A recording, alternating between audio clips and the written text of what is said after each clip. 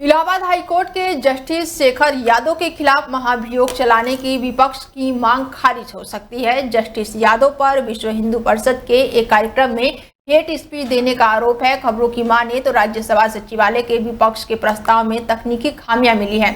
Justice Yadav के खिलाफ महाभियोग के लिए कई विपक्षी सदस्यों ने नोटिस भी दिया था। राज्यसभा के 55 सदस्यों के दस्तक पे राज्यसभा के सभापति को पत्र लिखा गया था। इसमें से 8 हस्ताक्षर मेल नहीं खाते हैं और 3 सदस्यों के दस्तावेजों की भी पहचान अभी तक नहीं हो पाई है। कुछ सदस्यों ने दोबारा हस्ताक्षर किए भी गए हैं और राज्यसभा के सभापति ने दस्तखत वेरीफाई करने के लिए कई बार अपील भी की है।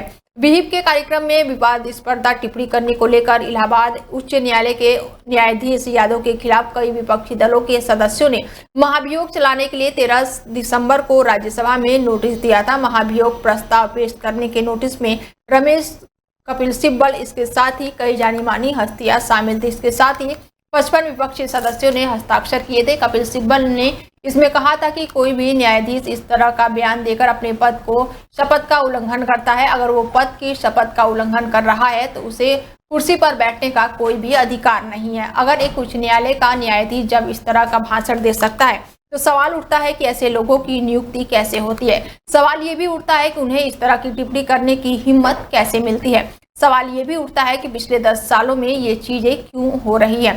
सिब्बल ने कहा है कि उच्चतम न्यायालय के पास ऐसे लोगों को उस कुर्सी पर बैठाने से रोकने का अधिकार है और तब तक यह सुनिश्चित किया जाना चाहिए कि उनके सामने कोई मामला ना आए।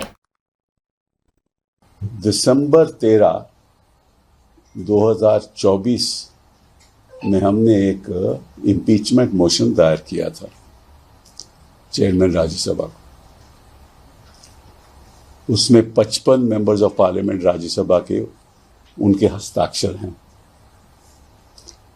अब लगभग 6 महीने हो गए और आज तक चेयरमैन साहब ने कुछ आगे कदम नहीं बढ़ाया।